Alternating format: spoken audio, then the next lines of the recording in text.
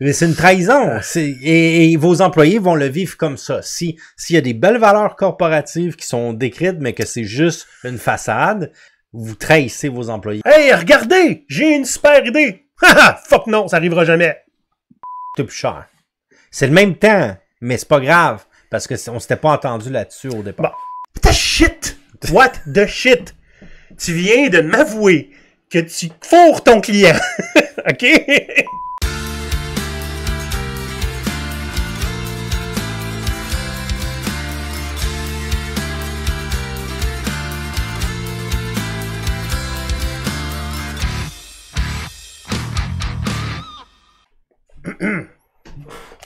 Pierre? Oui. Transparence. Yes, sir. Transparence. Innovation. Innovation. Respect. Collaboration et engagement. C'est-tu clair? Engagement, oui. Go! Let's go. Aujourd'hui, on parle de valeurs. Des valeurs. C'est de valeurs. Hein? Non, mais transparence, innovation, respect, collaboration et engagement. Maintenant, tu fais partie de la famille. Félicitations, Pierre. Ah, merci, merci. Ouais. Donc, à toi de faire vivre ces valeurs. Si ça n'arrive pas, c'est ta faute. Exact. Moi, j'ai fait ma part. J'ai payé des consultants une fortune pour isoler ces 5 valeurs-là qui me représentent bien moi et mon entreprise, mais pas les autres entreprises, juste moi. Juste toi, Ouais. c'est unique. Je suis la seule C'est unique, ouais. qui est transparente. Ben, en fait, t'es la seule qui a cette combinaison-là Ah oui, c'est... que cette compagnie de marketing a mis ensemble Ouais. versus tous leurs clients. Ben, une chance qu'ils ont les cerveaux nécessaires. Ah, ben écoute, ça a pris combien de temps à faire cet exercice? Ben écoute, 16 mois. Comité par-dessus comité. Écoute, on n'a pas pu monter les salaires de personnes cette année à cause de ça. Mais j'avais peut-être oublié il aurait peut-être fallu mettre cynisme. Puis là, ben j'espère que t'as fait peinturer ça dans les bureaux, là, sur les murs à l'entrée. Ben, comme tu peux voir, c'est sur la voile. Sur la voile, Hein? ouais. J'en ai mis 2. Puis sur l'autre voile, il y a aussi respect et collaboration. Et sur la proue, il y a engagement. T'es as-tu mis aussi en latin dans tes armoiries? C'est vrai, on n'a pas d'armoirie. Tu connais-tu des consultants qui font des armoiries? Alors, oui, cynisme aussi aurait pu être une valeur pour cet épisode-ci. Pierre, écoute, on va parler justement des valeurs d'entreprise, mais pas juste des valeurs. En fait. Parce que le fait, c'est que c'est correct des valeurs. Oui, c'est bien, c'est une bonne chose, mais encore faut-il que ça soit vrai, que ça soit vécu à l'intérieur de l'organisation. Pourquoi? C'est pas juste quelque chose qu'on peint sur le mur derrière le réceptionniste? Si c'est que ça sert à rien. Mais là, ça sert à quoi? Le client, il rentre puis il voit nos valeurs. C'est super ouais, important. bien sûr. Site web, ça coûte encore moins cher, t'as pas besoin de peindre rien. Ouais. Mais évidemment, on va pas parler juste des valeurs, on va parler de la fable. La fable, c'est, comment dire, c'est le mot politique correct pour pas utiliser bullshit. Ah ouais. Hein? Fait que la fable des valeurs d'entreprise. Il y a des valeurs d'entreprise qui existent pour vrai. Ouais. C'est des vraies valeurs. Et comme tu disais, la différence, c'est que, ben, si tu vas voir la définition de c'est quoi une valeur, c'est un principe par lequel on vit. Fait que si les choses arrivent pas, ou tu vis pas en fonction de ce principe-là, c'est peut-être pas une valeur. Tu sais, quand, oh mon Dieu, on a une excellente opportunité d'avoir un très gros client, ça serait pas pire de piler sur nos valeurs pour pouvoir l'avoir. Ben, c'est pas des valeurs. Mais non, c'est ça. Si on peut les piétiner comme on veut, c'est pas des exact. valeurs. Si on peut les ignorer. Si tu ignores, tu respectes pas tes propres valeurs, à quoi bon? Ça veut dire que c'est pas vraiment important. C'est de la bullshit. C'est faire beau. C'est un écran de fumée. Ouais. C'est pas la première fois qu'on parle de ça, Pierre. Mais en se demandant de quoi on parlerait bien, qu'est-ce qui nous gratte un petit peu, ben c'est ressorti. Oui, ben moi ce qui me choque avec ça, c'est les entreprises qui ont effectivement des super belles valeurs. Là, on va sur le site là, dans la section à propos, là, puis vous allez voir la vision, la mission, les valeurs. Ouais. Mais est-ce que les gens à l'interne, les employés, est-ce que c'est vraiment vécu ces valeurs-là? Puis on a quelques exemples de valeurs qui sont communes, en fait, qui sont très répandues parmi plein d'entreprises. Puis souvent, ça se trouve à être de la bullshit. Oui. Tu sais, un des très beaux exemples que j'ai chez mon client actuellement, Ouais. je sais qu'il y a quelqu'un qui tu sais, que ça a donné, je me souviens même pas dans quelle expertise il travaillait, mais il avait appliqué, puis il avait choisi mon client parce que quand il a dit, tu sais, vous parlez d'environnement, puis gna, qu'est-ce que vous faites? Puis ils sont allés, si je me trompe pas, la faire rencontrer la personne qui était responsable de l'impact environnemental de l'entreprise. Il a fait comme, OK, il y a quelqu'un qui est payé pour ça. Fait que j'embarque. Okay. Puis il a accepté l'emploi. Il aurait pu aller ailleurs probablement, tu sais. Mais il y avait quelqu'un qui s'assurait qu'il y ait un maximum de recyclage dans ce qu'on utilise, qu'il n'y ait pas de déchets de nouveaux déchets qui soient créés, etc. Et puis il a fait, OK, il y a un département pour ça. Ouais. Ça peut pas être de la foutaise complètement. Tu comprends-tu? Et que ça, c'est un bel exemple. Il y a quelqu'un qui le vit, il y a quelqu'un qui est payé pour ça. Bon, ben excellent. Fait que, écoute, Olivier, nous, on a des bonnes valeurs, mais avant d'aller plus loin, on va passer à une grosse pub sale. Ben, avant la pub sale, là, Pierre, là. Tu vois, c'est une de tes valeurs, ça, les pubs sales? Ouais. Ben oui, on va passer à une pub sale, mais juste se rappeler que l'épisode est rendu disponible grâce à Patreon. Ça, oui, c'est une pub sale. Patreon. Patreon, hein, puis Patreon qui est une plateforme qui permet de nous appuyer financièrement et aussi moralement, on peut dire. Ouais. Et ça nous donne aussi un accès à Discord, qui est notre serveur dans lequel on peut échanger, discuter, essayer de créer c'est la communauté, des projets. C'est la communauté de GoPirate. Puis on en a des belles valeurs, nous. Il y en a 4. Liberté, adaptabilité, communauté et impact. Vous pourrez aller demander aux pirates qui sont déjà membres si on les fait vivre ces valeurs-là. Oui, c'est ça. Puis, exact. Si vous abonnez, si vous devenez membre Patreon, si vous joignez sur Discord, puis je pense qu'il y a un palier qui est gratuit, si je me trompe pas. Non, ben, en fait, tu peux t'abonner gratuitement pour avoir les nouvelles sur Patreon. Mais pour être tu peux nous appuyer pour 5$ juste parce que tu peux. Puis l'idée de ça, c'est en fait le fait que vous abonnez à notre chaîne YouTube, que vous venez sur Patreon, ben nous, ça démontre qu'on a un impact. On va toucher des gens et vous. Et c'est important pour nous parce que sinon on fait ça pour rien. Mais on sait qu'on le fait pas pour rien parce qu'il y a beaucoup de gens qui nous parlent. Quoi, personne nous écoute. N'hésitez pas à venir nous poker. Vous pouvez faire des commentaires sur les chaînes, sur la chaîne YouTube, sur les vidéos, sur les plateformes de podcast. Je sais pas si on peut faire des commentaires sur les plateformes de podcast. On peut maintenant sur Spotify, on peut faire un commentaire. Ouais. Puis sinon, connectez avec nous sur LinkedIn. Joignez-vous à notre Patreon pour avoir accès au Discord. Venez nous parler. On est vraiment disponible. On est là pour vous. Si vous avez des questions, si vous avez des sujets que vous voulez qu'on parle, allez-y, n'hésitez pas. T'es bon.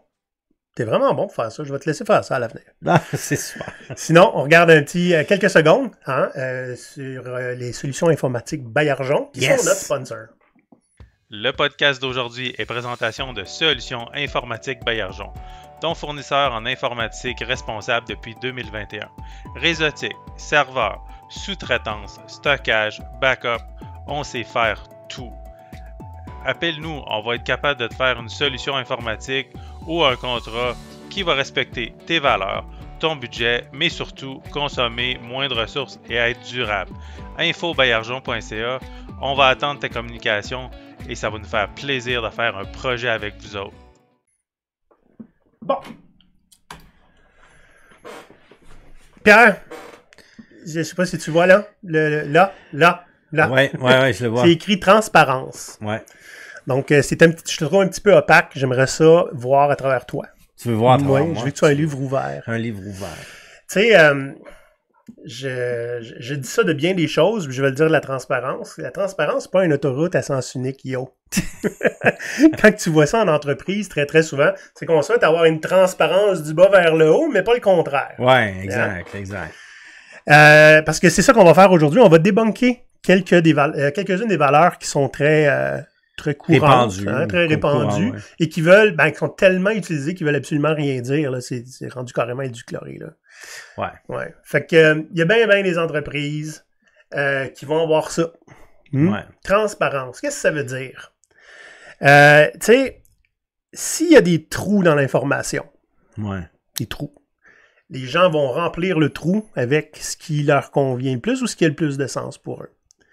Fait que ça veut dire qu'en tant que dirigeant, en tant que gestionnaire, en tant que vice-président, on a un certain devoir de transparence. Est-ce que ça veut dire d'être transparent avec tout? Pas nécessairement. Mais il y a des situations où, au lieu de laisser courir des rumeurs, tu sais peut-être mieux de traiter ton monde comme des adultes puis de donner l'information. Exact. Puis bon, c'est ça. Donc, souvent, les dirigeants exigent la transparence, mais il y a souvent des choses qui sont non dites, qui sont cachées. Ça génère des rumeurs, ça génère de l'insécurité chez les gens. Moi, je l'ai vécu il y a plusieurs années en arrière où j'étais employé dans une entreprise, puis il y a eu une fusion. Puis pendant une année, zéro communication de la direction. On savait pas où est-ce qu'on s'en allait pendant toute une année complète. Mon Dieu. Ça devait être rassurant. Ben, il y a plein de gens qui ont quitté. Je pense que j'ai pas les chiffres, là, mais dans mes impressions, dans mes souvenirs, il y a dû avoir à peu près la moitié de l'entreprise qui a des employés qui ont quitté. Là. Puis là, je parle, mettons, une filiale là, d'environ 400 personnes, là, peut-être. Là. Quand même, là. Si tu perds 200 sur 400 en un an, c'est beaucoup. Là. Faut pas oublier que le manque de transparence, ça rime beaucoup avec l'insécurité. S'il y a quelque chose qu'on veut pas nous dire, ou qu'on nous dit pas, ou l'information qui est pas accessible, c'est nécessairement parce que c'est quelque chose qui va nuire. Hein? Donc, il y a probablement, on est dans le trouble. Ben, c'est ça. Fait qu'on les gens se font des idées à ce moment-là. Ils se font des scénarios. Puis les employés, on peut pas empêcher les employés de se parler de cette situation. Oh non, tu peux essayer. Tu checkeras ce qui arrive. Ben, c'est ça. Fait que les gens, ils se parlent, ils s'inventent des scénarios, puis là, ils se renforcent là-dedans. Fait que plutôt que de laisser ça aller, laisser les rumeurs devenir le sujet de conversation, puis ça décourage les gens. Deux, ben ça réduit le focus des travailleurs aussi sur leur vrai travail. Absolument. Donc, amenez l'information avec transparence, puis ayez pas peur de dire, on a fait une erreur, on s'est trompé, voici, tu sais, c'est mieux de dire la vérité, puis on est la vérité. Oui, c'est ça, de vraiment prendre ben tu dis le ownership là, mais en français la responsabilité, l'imputabilité, puis prendre vos responsabilités comme dirigeant. Puis je sais que c'est pas facile parce que souvent, surtout dans les grandes corporations là, il peut y avoir comme 7 niveaux hiérarchiques parfois. Puis là, entre le président puis l'employé en bas, ben en fait, souvent l'information est diluée là, tu sais. Fait que ça se peut que même votre gestionnaire direct ne sait pas lui-même de quoi il s'agit. Donc, et des fois, ça peut être aussi simplement par passivité. Ouais. On prend pas le temps de le dire, on prend pas le temps. On est en train de le gérer, fait qu'on va pas en informer les gens. Ouais. Ça peut être aussi parce que quelqu'un, quelque part, a décidé de monopoliser l'information, puis qui décide que l'information est, comment tu dis ça, on a need to know basis. Ben, c'est ça. Puis selon le type d'entreprise dans laquelle vous êtes, c'est sûr que c'est dans une entreprise privée, ça se pourrait qu'il y a des informations privilégiées qui doivent pas sortir. Donc, ça se peut à ce moment-là que c'est pas décrit aux employés, on va dire, sur le terrain. Mais il y a des choses qui s'expliquent, là, tout à fait, là, que cette information-là, c'est rendu public, que ça va carrément mettre l'entreprise en danger ou un client en danger. On peut pas juste divulguer ça. Ben, c'est ça. Ça se peut, là. Ça se peut, effectivement. Mais si ça t'empêche de faire ton travail, c'est une autre affaire. Ben, exact. Donc, c'est ça. Puis la transparence, comme tu disais, c'est pas une autoroute à sens unique. C'est dans les deux sens, mais souvent, on exige que les gens aient de la transparence en bas. Ça veut dire quoi? Ça veut dire remonter les vraies informations. Mais si les gens sur le terrain remontent les vraies informations, les dirigeants, eux, ont la responsabilité de ne pas blâmer les employés pour des choses qui tournent pas rond. Parce que si ça tourne pas rond, c'est un appel à l'aide. C'est un appel à l'aide. Il faut agir, mais ça veut pas dire de blâmer les gens. C'est sûr. La plupart, une des bonnes raisons pourquoi les gens vont pas être transparents, les employés, ceux qui sont sur le terrain, on peut dire, ben c'est justement par peur de se faire blâmer. Exact. Donc, ça te prend... Tu peux pas juste instaurer la transparence du jour au lendemain. Ça te prend aussi un environnement qui est assez sécuritaire pour avoir de la transparence. Et ça veut dire... tu sais, on est des coachs agiles, Scrum Master et tout ça. Notre job, c'est de rendre visibles les problèmes. Oui. Les nommer. Tu peux pas régler quelque chose qui est pas nommé, que tu connais pas. Fait qu'il faut nommer le problème. Et ce qui est magnifique, c'est que la plupart du temps, le Scrum Master va dire, bon, il y a le problème, qu'est-ce que vous voulez faire? Ça, c'est une bonne question. Ouais.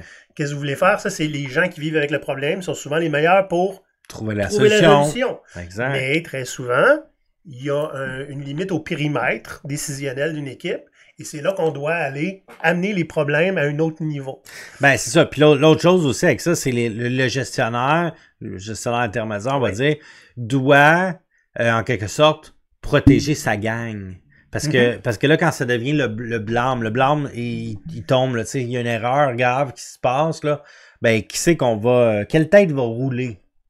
Qui sait qu'on va passer à la planche? Écoute, si la première chose que tu te demandes quand il y a un problème dans l'entreprise, c'est ça, c'est pas la transparence. Il n'y en aura pas de transparence. Mais il n'y en aura jamais de la transparence. Puis c'est un cercle vicieux. Ouais. Parce que si il y a un manque de transparence, ça veut dire que c'est la mauvaise information qui est rapportée aux dirigeants. Puis un dirigeant qui n'a pas la bonne information, ben nécessairement va prendre les mauvaises décisions. Absolument. Et ça va provoquer d'autres problèmes. C'est sûr. Il n'y a pas juste, tu sais, des fois on dit transparence, puis il y en a qui font de l'urticaire là, à direction, parce que, tu sais, quand tu veux aller dans les affaires plus poussées, il y a des modèles de transparence qui sont assez disrupteurs, on peut dire. J'ai entendu des entreprises qui divulguaient les salaires de tout le monde avec justification. Ouais. Fait que, il y a une raison souvent pourquoi X personne est payé plus que Y personne alors qu'elle a la même expérience ou même formation. Ça peut s'expliquer. Il y en a qui vont jusque-là. Oui, je suis d'accord, c'est de la transparence qui est plutôt radicale. C'est ça. C'est pas la seule forme de transparence dans l'information qu'on peut faire. Puis il y a un exemple que Maurice aimait beaucoup donner. C'était une entreprise qui divulguait toute l'information financière du département et de l'entreprise aux employés. Et l'idée derrière, c'était, on va pas juste leur donner des chiffres puis allez-vous-en avec ça, là. Il y avait aussi une formation sur comment comprendre et intégrer cette information-là dans ton travail. Fait que le groupe des finances avait formé les employés, les équipes une par une, sur comprendre une fois que tu as l'information sur combien ton équipe coûte, puis combien ton équipe rapporte, puis que tu es capable d'interpréter ça, tu es aussi capable de prendre des meilleures décisions pour ton équipe. Ben oui. Ça veut dire qu'à partir du moment où tu as cette information-là, tu sais, toutes les idées de grandeur qu'on a, on pourrait refaire ci, comment tu dis ça, donc, refactorer ça. Il faut que tu comprennes que les heures que tu vas passer là-dessus, c'est cool si ça aide ton travail, mais es-tu capable de l'expliquer? Tu sais, je vais passer 2 semaines à refactorer quelque chose, mais ça va me sauver 5 heures par semaine pour les 2 prochaines années. Ben oui. OK, peut-être que tu peux faire un calcul assez très high level sur c'est quoi le salaire moyen de l'équipe, là. Puis on n'a même pas besoin de demander au monde, là. Tu dis à peu près, là, moi c'est ça. Fait que si je passe tant de temps par semaine à contourner un problème au lieu de le régler, ça va coûter ça à l'entreprise, alors que ma solution va coûter ça. Et là, tu te rends compte qu'apporter ta solution, c'est peut-être oui, parce que tu sauves plus que ça t'a coûté. C'est ça. Donc, ce qu'on est en train de dire, Pierre, puis on va le répéter à la fin, c'est que tu peux avoir une structure en place qui aide tes valeurs à être mises en action. Ouais. Et ça, c'en était une, ça. Une structure où on forme les gens, on leur donne l'information, et comme ça, c'est pas juste la responsabilité, mettons, du chargé de projet, de s'assurer que les coûts dépassent pas les revenus. C'est un petit peu la responsabilité de tout le monde. Exact. Donc tout le monde prend un petit peu cette responsabilité commune. Donc on est solidairement responsable ensemble du budget ou des actions qu'on pose, plutôt que de travailler dans dans le noir, là, on sait pas où est-ce qu'on s'en va, on n'a pas l'info, on prend des décisions, on fait ce qu'on nous dit, on n'en prend pas. On fait ce qu'on nous dit. C'est ça. J'imagine qu'ils ont fait leur devoir puis qu'ils ont calculé ça.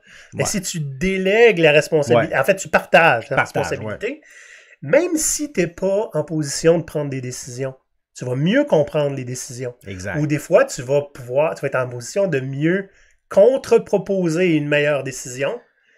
Puis tout le monde va parler avec la même langue. Exact. Et ça veut dire, il y a beaucoup, je dis souvent, les Scrum Masters, les Product Owners, dans l'agilité, les gestionnaires, sinon, sont souvent responsables de traduire le technique à business. Le finance à business, puis finance à technique, c'est des traductions qui sont pas souvent faites. Exact. Et on ne demande pas aux gens d'être des professionnels de ça. C'est juste une question d'être mieux outillé pour prendre des décisions, pour peut-être pas proposer des choses que, ben, tu sais, ça va être un non de toute façon. Ben, avant de le proposer puis de passer 3 jours à faire un business case, si tu le fais de ton côté, la réflexion, parce que tu as l'information, tu vas pas peut-être investir 3 jours dans ton business case. Tu comprends?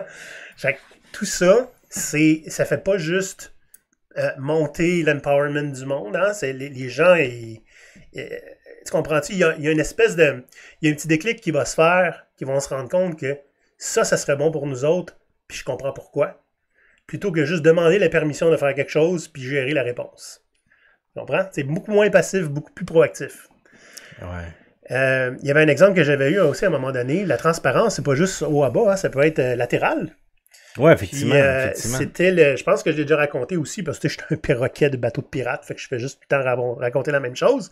Mais c'est vous autres, là, vous avez juste à pas écouter tous nos épisodes. Mais c'était une belle histoire. Je travaillais avec un groupe de recruteurs, puis ils étaient tous... c'est une équipe de recruteurs, mais il y avait tous un à peu près semblable processus, mais il était opaque, dans le sens où chaque personne avait sa swim lane, si tu veux, hein, avait son petite affaire. Ben, s'il y en a un qui est malade pendant 4 jours, ben, t'en as 3 qui attendaient une réponse puis qui n'avaient pas de réponse. Fait qu'à partir du moment où je les ai dit, OK, il était plusieurs, là, il était 12, je pense. Faites 3 groupes de 4. Faites-moi un mapping, le visuel de processus. C'est quoi les étapes? J'ai eu 3 réponses différentes. Fait qu'on s'était entendu pour la plus simple. Puis on a fait un tableau Kanban sur un mur. That's it. Mais la personne qui était malade, puis qu'on voyait qu'elle devait relancer Bob, mais qui était malade pour une semaine parce qu'elle avait pas une pneumonie, je sais pas moi, une gastroentérite, ben il y a quelqu'un qui pouvait relancer Bob. Tu comprends-tu? Puis à partir de ce moment-là, on fait comme OK, wow! J'ai vraiment l'impression que je travaille pas juste pour moi, je travaille pour l'équipe. Ça fait toute la différence. Ben, ça c'est bon, ça. Puis, il y en a plein des exemples comme ça. Il y a des contre-exemples aussi. Moi, je peux en partager un contre-exemple. Tu parlais de transparence latérale. Ouais. Donc, je suis employé dans une entreprise. Puis, je travaille dans une équipe de développement. Puis, un jour, je suis transféré dans une autre équipe d'automatisation des tests. Ouais. Puis cette équipe-là travaille pour mon ancienne équipe. Donc là, moi, je suis sur le dossier d'un des projets sur lequel mon ancienne équipe travaillait. Des choses qui fonctionnent pas, incapable de livrer le rapport de test. Ouais. Fait que moi, tout bonnement, par souci de transparence, puis c'est mes amis, là, je lunch avec eux tous les midis. Ben, je leur dis, regardez, ça marche pas cette semaine. Je pourrais pas livrer vendredi, là, ça va me prendre probablement 1 ou 2 semaines là, pour régler le problème.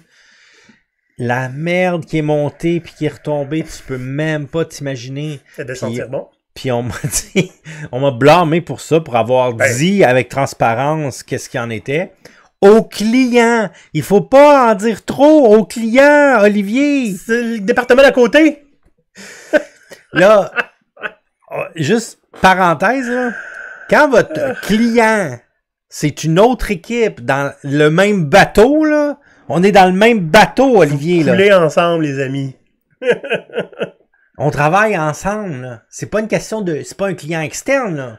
C'est une autre équipe sur le même plancher, là, à peu près à 5 mètres de distance. T'as dit ça d'une autre équipe. L'image de la compagnie est finie, là.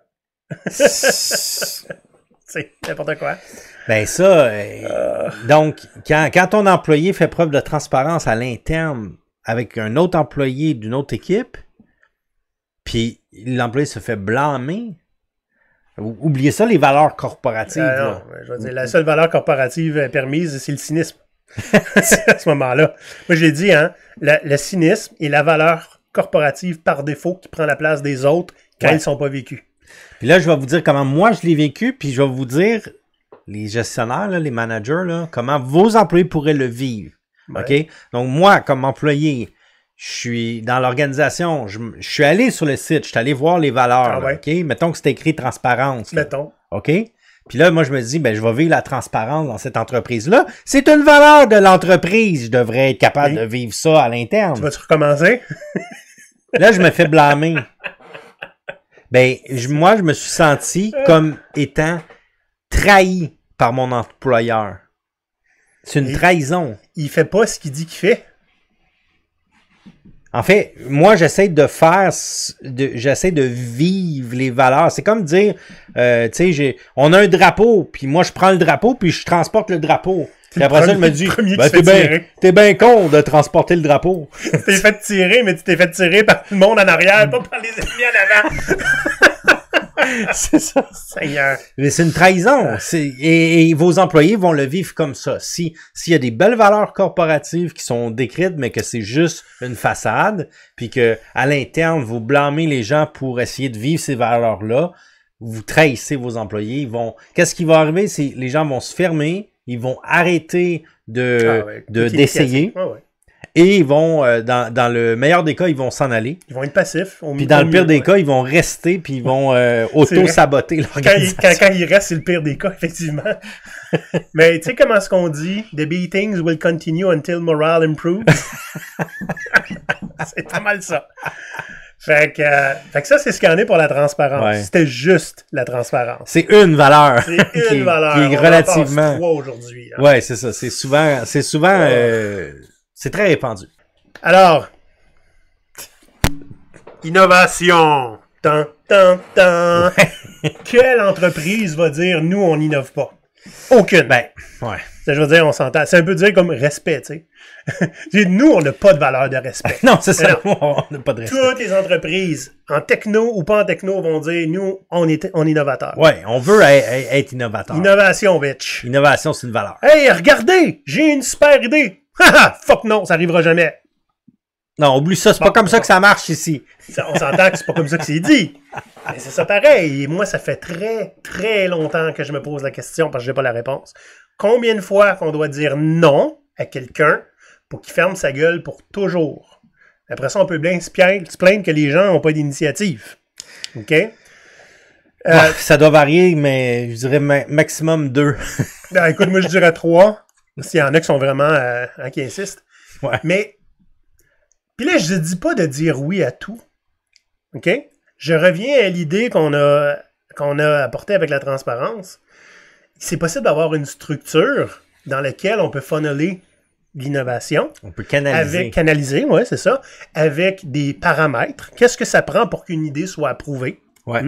Puis, bref, essentiellement, au lieu d'improviser puis faire oui, apportez vos idées puis on va les trier en... Non. OK? Il y a un moyen de faire ça. Ouais. Par exemple, on peut former...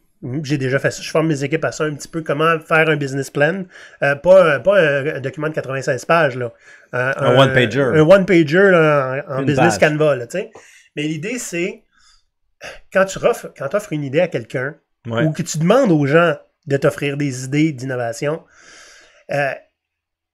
il faut un petit peu qu'ils comprennent ça va être quoi que tu vas évaluer dans l'idée pour décider est-ce que c'est une idée qu'on veut mettre de l'avant ou pas. Exact, ouais. Fait que si tu leur donnes pas l'information que tu as besoin pour prendre la bonne décision, comment tu peux te plaindre que les gens sont passifs puis qu'ils sont pas novateurs, qu'ils prennent pas d'initiative? Tu comprends-tu? Fait que pour prendre une décision, généralement, Pierre, c'est sûr qu'on va regarder les coûts. Ben ouais. Garantie. Une innovation, ça coûte quelque chose.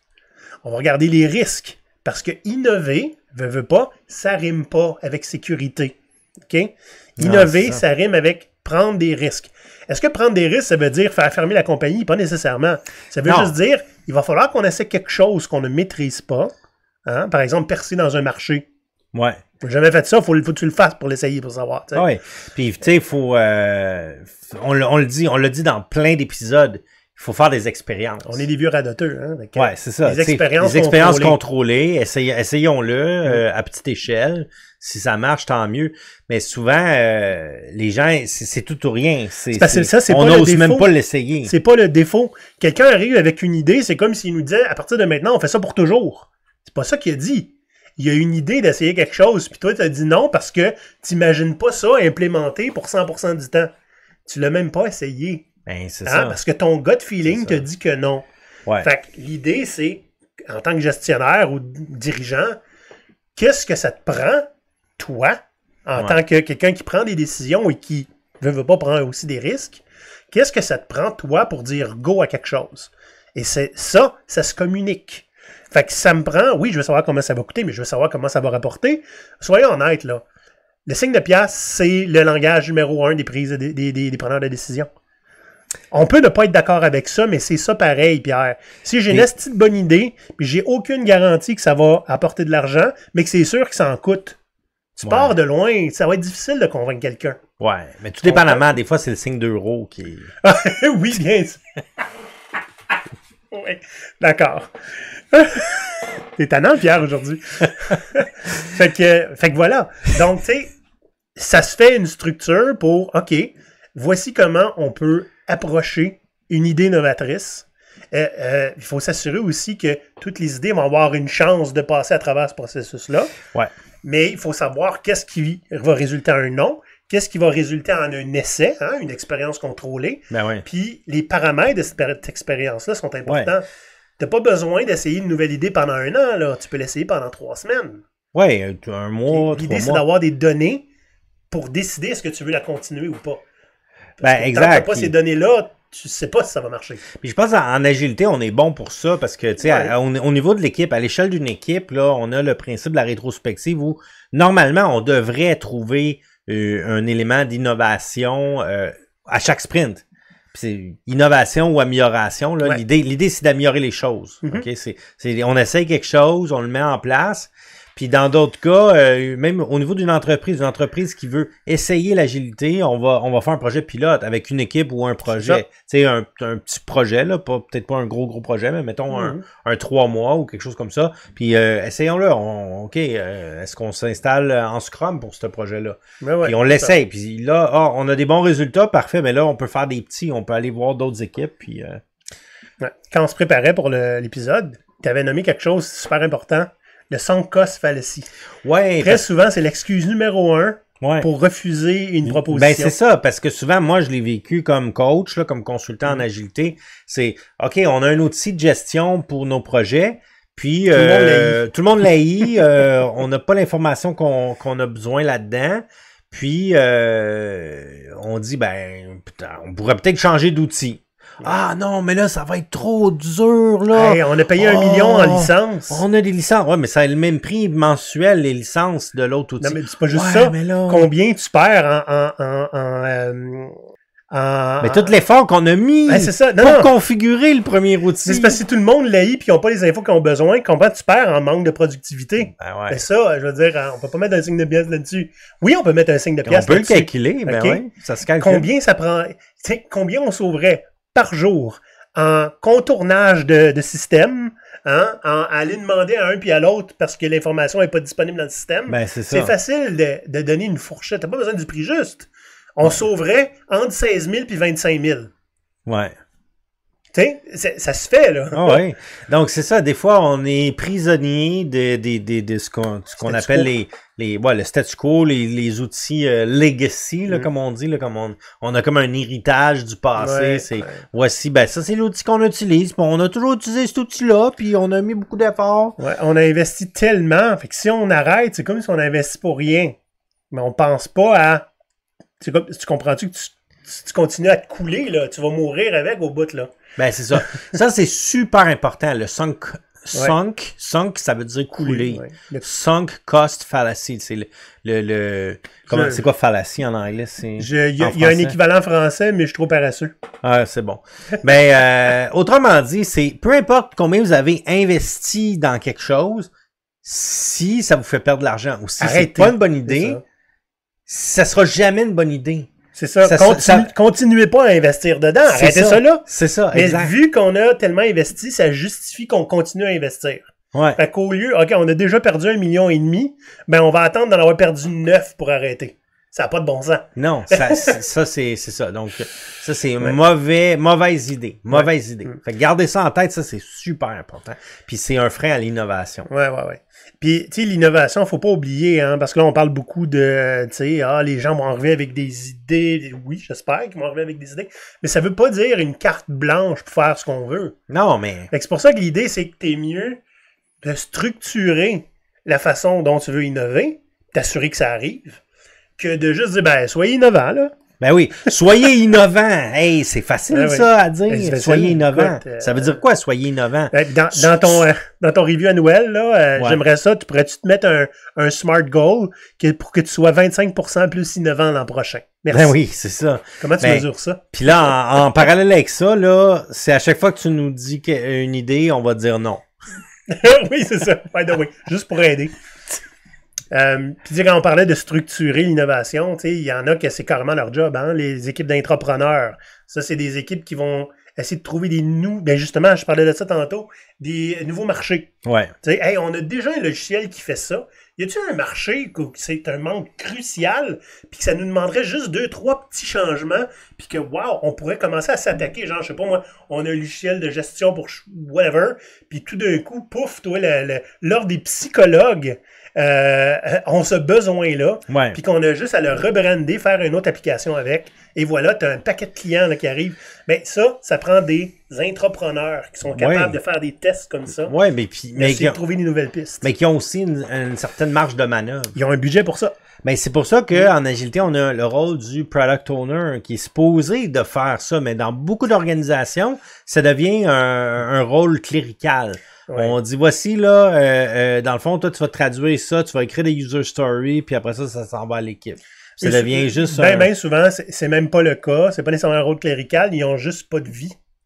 Parce qu'ils s'occupent de 4, 5, 6 projets produits. Fait que, tu sais, ils n'ont pas le temps d'innover. C'est un autre problème. Non, ils n'ont même pas le temps d'arriver. Ben oui. Tu comprends? Fait que ça, c'était pour l'innovation. As-tu d'autres choses à ajouter? J'avais une autre idée là, qui m'échappe. Arrête ça, là, avoir des idées. C'est pas très innovant. Non, je sais. Non, tout le monde a des idées. C'est pas nouveau, là, Pierre. Non, si ça te l'innovation. revient, tu le diras. Ouais. Fait que le service de qualité. Ça, c'en est un. Qualité. Qualité, c'est une chose. Des fois, c'est service. Des fois, c'est service. C'est qualité. Mais ou des fois, c'est client, le client en premier. Le client en premier. Le client. Fait que t'as ça, toi. Tu rentres chez vous, puis derrière le réceptionniste, t'as service à la clientèle impeccable, mettons. Ouais. Puis un jour, tu te fais dire hey, le meeting que t'as fait là, c'était pourquoi? Ah, tu sais, il fallait qu'on optimise de quoi. Hein? OK, cool. Tu billeras ce client-là. Pardon? On fait ça pour nous, pas fait ça pour le client, là. Ah ouais, mais il va sûrement en bénéficier en fin de ligne, fait que tu le factureras pour ce temps-là. Ouais. Si-tu vraiment la relation que tu veux avec ton client, on va le crosser. Ben, écoute, il y a tellement... Dans le domaine de la consultation, là, puis on est dans ce domaine-là, là, il y a tellement d'abus. OK? Donc, moi, j'ai vu, puis Maurice était là aussi. Deux grandes entreprises. Là. Une entreprise qui dessert l'autre entreprise en service informatique, le IT. Donc, vous fournissez des consultants. Ouais. Et fournit des consultants pour des projets, puis dit, bon, ben, OK, c'est quoi le cahier de charge? Parfait, OK, excellent. Vous fournissez... Cahier de charge, c'est tout le travail qui doit être fait. Ouais, c'est ça, le travail, qu'est-ce qui doit être fait dans le projet? On fournit 3, 4, 5 consultants, temps plein pendant 6 mois, 1 an, peu importe. Là, pendant le projet, le client se rend compte que, hey, on a une bonne idée, on a une meilleure idée, puis on a une opportunité. Une opportunité. Ouais. Fait que voici, on va changer telle partie du logiciel, on le fera pas, on va faire autre chose. Ah, mais c'est correct ça, parce que dans les valeurs de l'agilité, t'as s'adapter au changement plutôt que suivre un plan prédéfini. C'est ça. Fait que ça a passé. Mais là, le fournisseur, non, parce que le fournisseur, lui, dit, non, mais attends une minute, là, c'est pas ça, on n'avait pas signé ça dans le contrat, là, c'est pas ça que tu nous avais demandé. Fait que ça, c'est une demande de changement, puis on va vous facturer 60 000 $ pour faire ça. Pour juste changer. C'est pas, parce qu'avant, on travaillait sur ABC, maintenant, on va travailler sur ABD, mais à cause de ce changement-là, là, mais là, c'est pas le même cahier de charge, là. Fait que ça va coûter plus cher. C'est le même temps, mais c'est pas grave, parce que on s'était pas entendu là-dessus au départ. Bon. À quelque part, il y a certaines parties de ça qui pourraient être justifiables dans le sens où on avait fait une analyse, puis là, tout d'un coup, l'analyse ne tient plus, il faut la refaire, nanana. Je peux comprendre le réflexe, mais ça reste. C'est-tu le genre de relation que tu veux avec ton client? Ben, c'est ça, parce que, tu sais, me semble, en tout cas, moi, dans ma tête, c'est, regarde, tu nous prêtes des ressources, on te paye tant, puis peu importe ce qu'ils font, ben, ils travaillent pour nous, puis on va leur demander des choses, puis de temps en temps, on s'est trompé, puis on va changer d'idée, puis c'est tout, là, tu sais. Tu nous factures à l'heure, à la semaine, au mois, à l'année, whatever. Si les consultants proposent une meilleure idée, quelque chose qui est mieux, qui va sauver en temps et en argent, est-ce qu'il faut aller voir s'il faut charger 60 000 de plus, parce que ça reste une demande de changement? En fait, ce que tu fais dans ce temps-là, tu fais à croire au client que c'était son idée. Comme ça, tu peux le facturer. Oh, mon Dieu. Hey, écoute, j'ai n'importe qui envie de travailler avec cette firme-là. Regarde, relation avec les clients, j'avais déjà eu ça, puis je suis encore, je dirais pas que je suis hanté, là, mais ça me gratouille encore, cette histoire-là. Puis, tu sais, la fois où j'étais au début là, de ma carrière de faiseur de site web, là, ça date, là, je pense que j'avais 2003 ou 4, OK? J'avais 20 quelques années, t'avais le nombril vert. Et je travaillais pour une petite agence là, qui faisait des sites web pour des clients, puis je m'occupais de la maintenance des sites web. Ouais. Puis à un moment donné, il y a le chargé de projet, il me dit « Hey, le client va être là aujourd'hui, puis tu l'as jamais rencontré, puis j'étais assez nouveau. Okay. » Puis fait que je vais te le présenter, tu sais. Puis je vais dire « C'est toi qui s'occupe du site web. » Je dis « Ah, il n'y a pas de problème. » Fait que là, il fait le tour de la compagnie avec le client, présente ça c'est le designer, intégrateur. Moi, je suis un intégrateur web.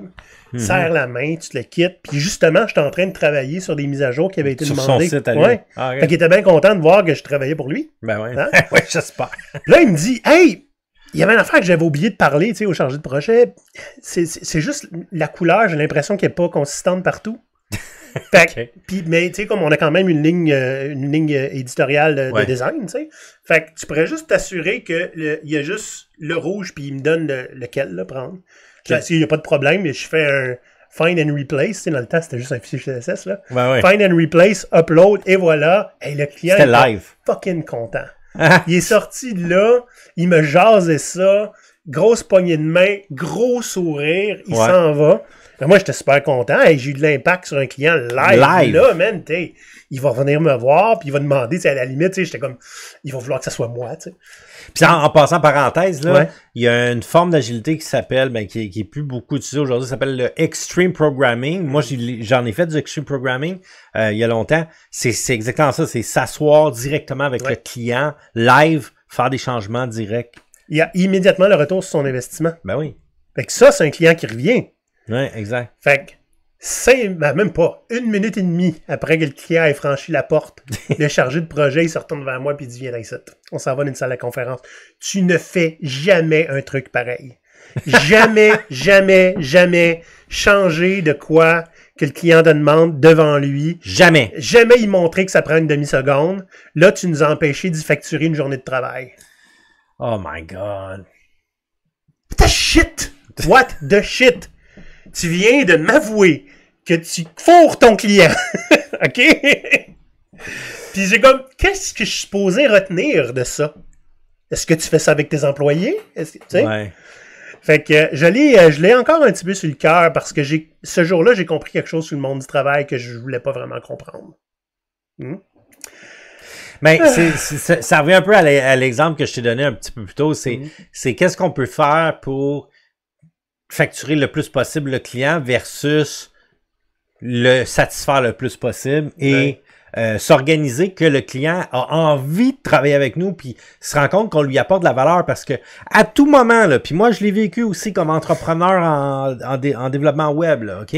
Donc moi, ma première entreprise où j'étais en développement web, ben j'avais des serveurs, j'avais des lignes téléphoniques, j'avais un bureau, j'avais des employés à payer. Mais j'ai perdu tous mes clients. Comment? Ben parce que je suis tombé dans la vague où les jeunes apprenaient à faire du web. Puis là, soudainement, on me se retrouvait avec un paquet de compétiteurs qui chargeaient 10$ de l'heure pour faire des sites web. Là. Donc, le client doit savoir que nous, le fournisseur, on est là pour eux. On est bon. On veut leur bien. Versus, on est là pour les facturer. Ouais, c'est ça. Parce que, je veux dire, c'est quel genre de loyauté tu vas développer avec ton client. C'est ça. Tu sais, si il est chez vous juste parce que tu coûtes le moins cher, ben c'est un mercenaire, là. C'est-à-dire, il va juste aller... Il va aller au Walmart du développement web. N'importe qui charge moins cher, il va aller là. Fait qu'il paye pas juste pour ce qu'il y a. Il paye aussi pour l'expérience. Il faut que tu développes une relation avec ton client qui ne pourrait pas se passer de toi. Puis là, je ne veux pas dire être indispensable puis le tenir en otage. Il faut que ce soit un service qui est exceptionnel. Oui. Pour offrir un service exceptionnel à des clients, il faut que les employés aient une expérience exceptionnelle au travail. Exact. Tu sais, j'avais un ancien patron, puis tu sais, c'était l'entreprise, elle était pas parfaite. J'ai vécu des choses super cool là-bas, j'ai vécu des choses beaucoup plus difficiles, mais j'aimais beaucoup sa mentalité, puis lui, il disait, un client, c'est pas quelqu'un qui te choisit quand tout va bien. C'est un client qui s'il est dans la merde, il veut l'être avec toi. Et ce boss-là, ce qu'il faisait, c'est que s'il y avait un client, là, je me souviens plus c'était quoi qui était arrivé, fait que je vais inventer quelque chose là, pour que vous compreniez. Disons que, écoute, je suis dans un domaine où la sécurité informatique est très, très importante, et là, je vais être audité bientôt, mais je suis clairement pas à jour. Je suis pas standard encore, puis j'ai pas ce qu'il faut, là, j'ai pas l'équipe qu'il faut pour mettre ça à jour à temps. Ben, mon boss lui aurait dit, je prends une de mes équipes, je la mets sur ton dossier, on en reparlera après. Après ça, on verra comment je te facture. Tu comprends-tu? C'est comme, t'es dans la merde, je suis là, je t'aide. Et ces clients-là, ils revenaient tout le temps. Tous les projets, ils les faisaient faire par cette entreprise-là. Ouais. Tout! Tu comprends-tu? Parce que t'étais pas là juste pour prendre leur argent. On était là pour que les clients se propulsent plus loin, survivent, hein? Puis les aider à faire le mieux qu'ils peuvent dans leur expertise. Fait que les clients, ils revenaient. Tu comprends-tu? Oui, un client qui a un bon service, il va revenir, même si ça peut-être ça lui coûte plus cher. Parce que moi, je peux te dire, là, si j'ai un bon service avec un fournisseur, là, je me casse même pas la tête, je vérifie même pas si je paye trop cher. Exact. Jusqu'à temps que tu te rendes compte que lui, peut-être qu'il me... Hein? Le service que j'ai, il me charge bien trop cher pour. J'ai absolument rien. J'ai pas une relation forte avec. Et à un moment donné, tu te rends compte, hey, je payais tout ça pour rien. Ben oui, c'est ça. Puis, donc, le service client, puis de dire le client en premier, ben, il y a un élément super important là-dedans. C'est comment vous traitez vos employés. Ça va être un reflet de comment ils vont traiter vos clients. Ouais. Parce que c'est comme un adage, là. Traitez vos employés comme vous aimeriez qu'ils traitent vos clients.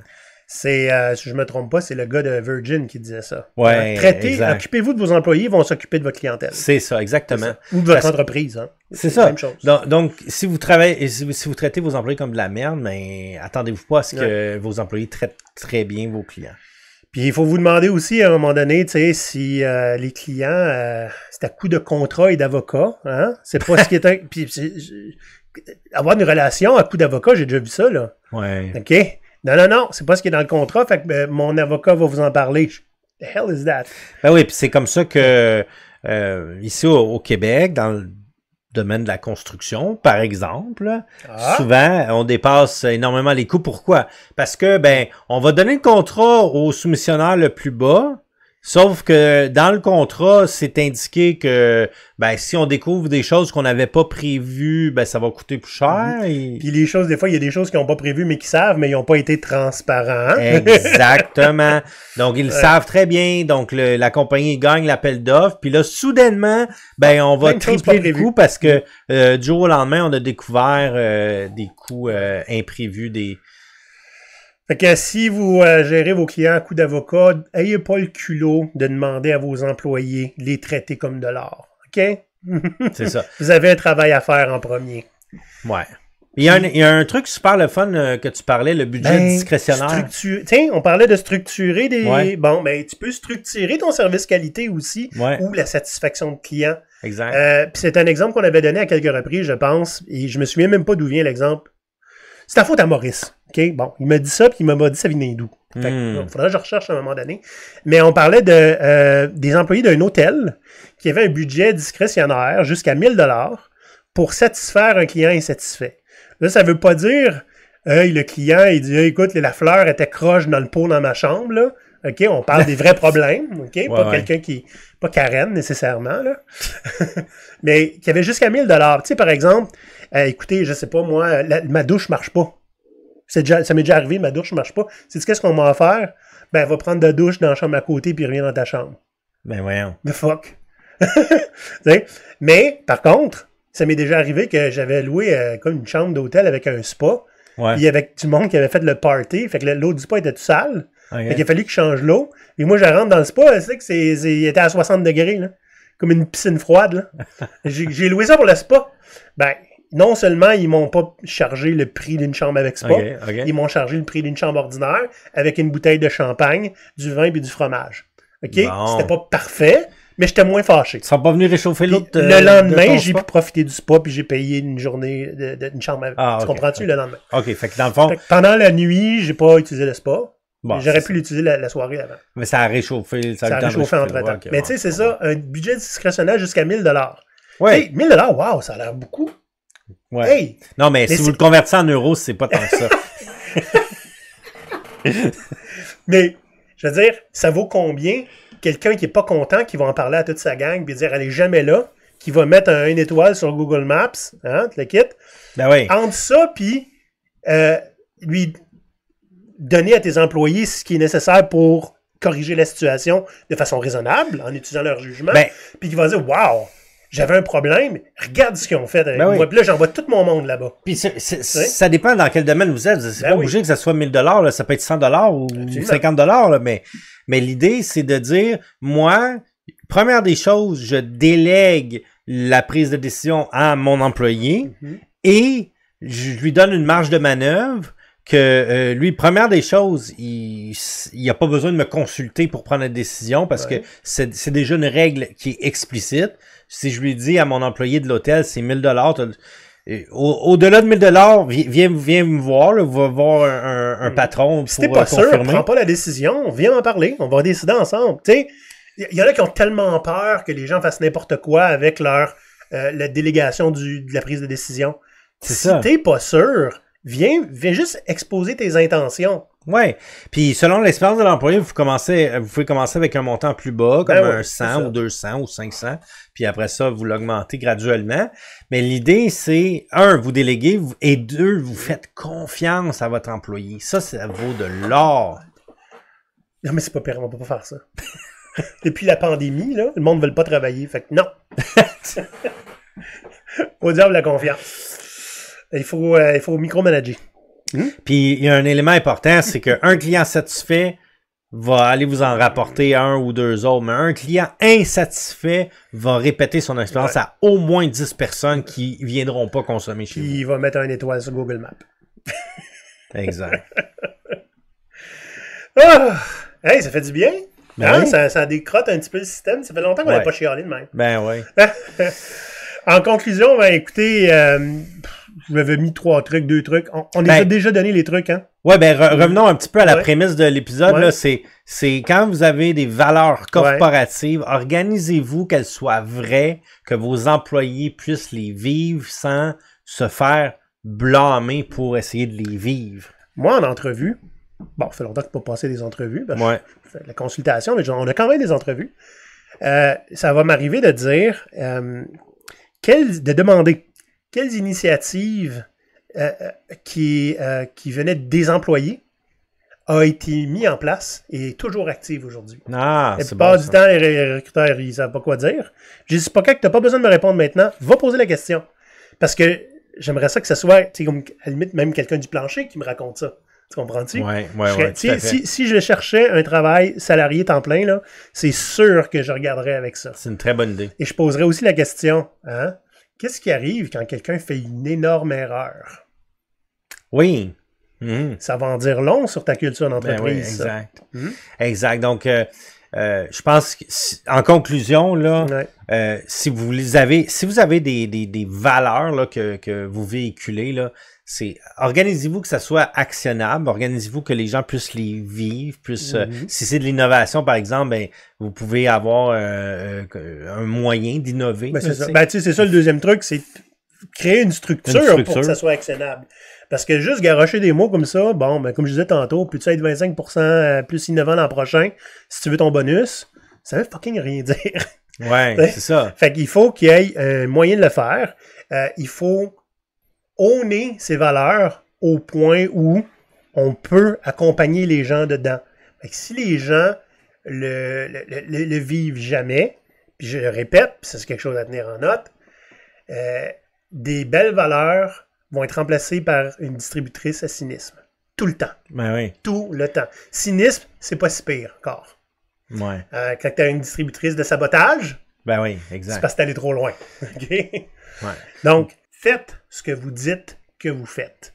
C'est pas juste une question de les bottines suivent les babines, comme on dit. Hein? Mais c'est aussi une question de... Tu sais, quand il y a une dichotomie, il y a un delta entre ce que tu dis que tu fais et ce que tu fais, les gens le savent, ils s'en rendent compte. Ils sont pas tout le temps capables de le nommer, de le pinpointer, mais ils le savent. Fait qu'être consistant, c'est-à-dire ce qu'on dit qu'on fait, on le fait de façon consistante. Moi, je suis comme ça. Mes valeurs, sont assez claires. J'ai assez parlé avec mes équipes pour leur dire que, regarde, moi, je suis pas ici pour vous bosser. Okay? Je suis ici pour vous aider à optimiser. S'il y a quelque chose que vous voulez pas, vous dites non, puis ça va être correct. Okay? Ouais.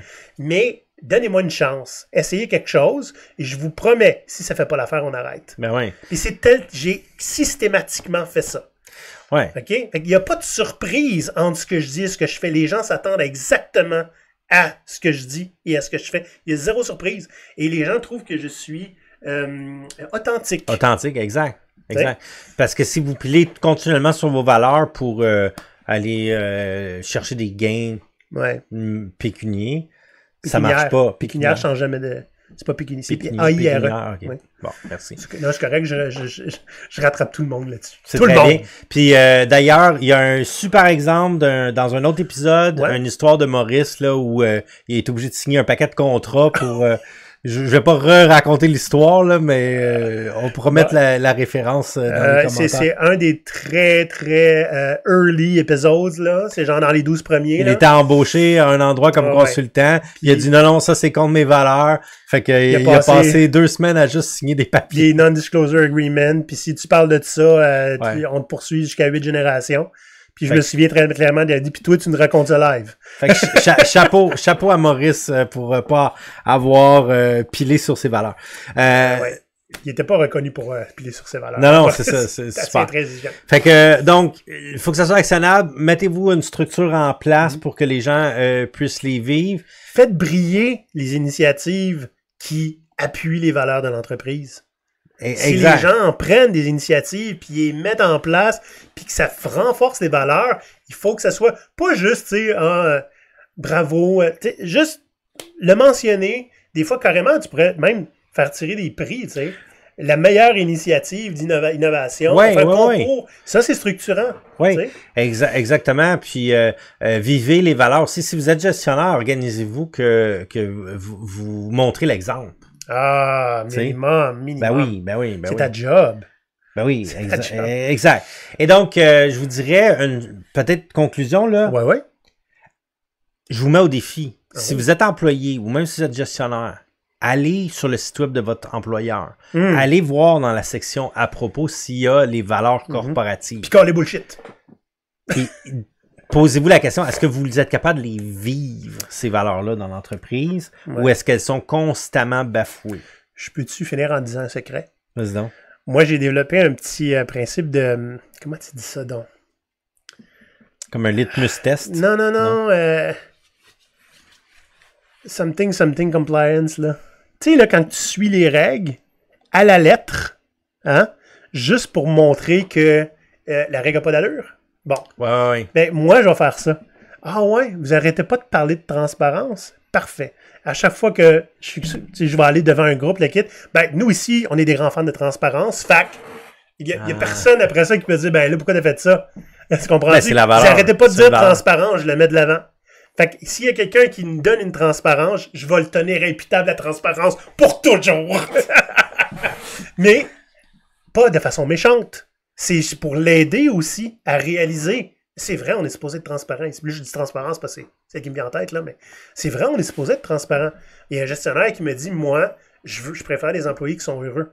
Ben oui. Fait qu'à chaque fois qu'il y en a un qui n'a pas l'air heureux, je me dis, hey, tu te souviens de ce qu'on avait dit, hein? Les employés heureux, c'est une priorité ici. Qu'est-ce que tu veux faire avec ça?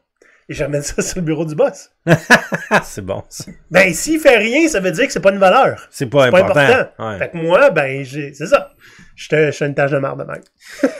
Donc, allez voir les valeurs s'il y en a déjà. Vérifiez si vous regardez les vivres. Si vous n'en avez pas de valeur, ben peut-être que ça serait le temps dans votre organisation d'y réfléchir puis de les découvrir, vos valeurs, ensemble. Ça, il y a des ateliers qui existent pour ça. Si jamais vous avez besoin d'aide, on pourrait vous aider avec ça. Mais ce qui est important, c'est ça prend pas 50 là, valeurs. Peut-être 3, ouais, 4. 3, 4, parce que plus que ça va être, il y en a qui vont rentrer en conflit puis tu ne pourras pas tout le temps les respecter. C'est ça. Tu préfères avoir des valeurs que tu peux respecter dignement que d'en avoir 2 ou 3 que tu es tout le temps en train d'ignorer. Ça fait juste montrer que tu n'es pas sérieux avec tes valeurs. C'est ça, exact. Fait que le moins de valeurs possible, mais des fortes, tu veux te sentir sale quand tu les brises. Faut que ça fasse mal. Faut que ça fasse mal, puis que tu te sentes que tu trahis ton monde, que tu te trahis toi-même. Sinon, ben, c'est bien une valeur. On va finir là-dessus. Allez, pirates! On s'en va faire un petit like sur YouTube. Hein? Droppez-nous un petit feedback aussi sur Spotify si vous êtes là-dessus. Puis, on est tout le temps preneur. Si vous voulez qu'on parle de d'autres aspects du monde du travail, que vous voulez qu'on varlope, ça nous fait plaisir. Envoyez-nous vos exemples de valeurs bafouées. Là. Une manière, on fera une compilation de tous les feedbacks. Les pirates, on se voit dans 2 semaines. Bye!